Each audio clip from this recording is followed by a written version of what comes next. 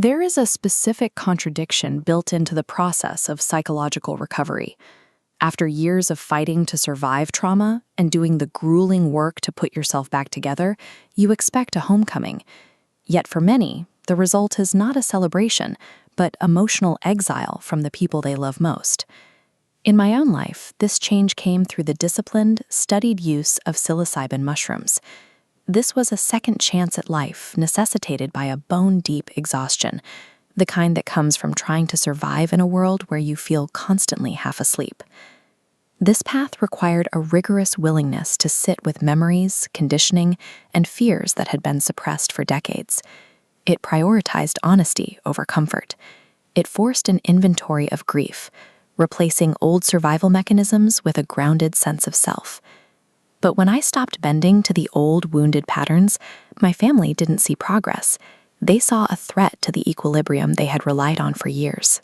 Because my recovery disrupted the family story, they treated my second chance at life like a crime scene. This is a common pattern for survivors. The reward for the difficult work of reconstruction is being placed on a permanent trial by the people who claim to know you best. Families maintain stability by constructing a map of who each member is. They rely on you to stay predictable and small, fitting into the specific role they've assigned you based on your old wounds. As long as you follow the map, the system remains calm. Real healing changes your fundamental shape. You develop a backbone and begin to speak with clarity. Suddenly, the map fails. The family can no longer use their old coordinates to predict or control your behavior. At this point, the system faces a crisis. The family can either update their understanding of who you are, or they can try to destroy the version of you that no longer fits. Most often, they choose to attack the traveler rather than admit their map is broken.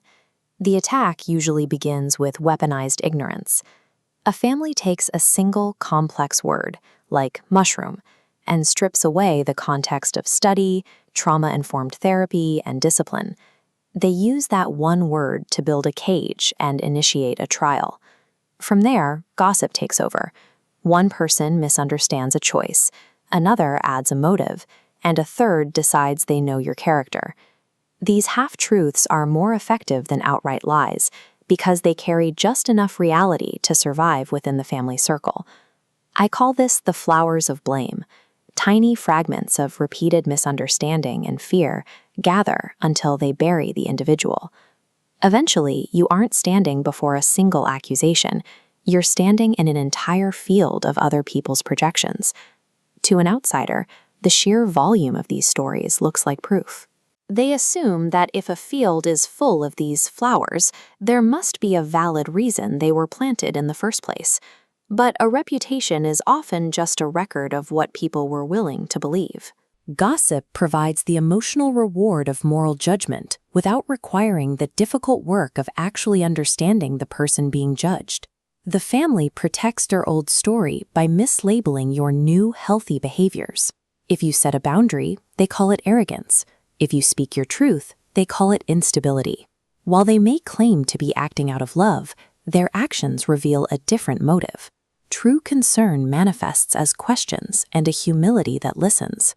Control manifests as verdicts, interruptions, and the use of your healing as evidence against your character. This diagram illustrates the physiological impact of these trials. When a family uses judgment as a weapon, the nervous system begins to categorize love as a threat signal. The body starts preparing for an attack before a single word is even spoken. When the body learns that love is no longer safe, distance becomes a necessity. Physical and emotional space becomes the only environment where a person's peace can actually survive. In these systems, the individual isn't being challenged to grow. They are being reduced and humiliated into becoming easier to manage. You cannot spend the rest of your life begging people to smell poison and call it truth. There is a limit to how many times you can explain your soul to people who are only looking for ammunition to use against you. We are often told that family loyalty requires us to accept emotional harm. We are taught that disagreement gives the people we love permission to be cruel or dismissive of our deepest work. A boundary acts as a survival mechanism for both the person and the relationship. It marks the point where you refuse to participate in your own destruction. signaling that respect is a requirement for access. This means keeping the door open and speaking respectfully, while simultaneously refusing to be mocked out of your calling. You can love someone and still refuse to enter conversations where you are degraded or shamed for the work that saved you. True boundaries distinguish a healthy relationship from a toxic demand for unconditional compliance. Walking a path of healing requires a commitment to stay grounded. Humility ensures that your spiritual or therapeutic experiences don't become a shield against legitimate accountability or an excuse for ego. However, that accountability does not mean you owe an endless explanation of your soul to those committed to misunderstanding you.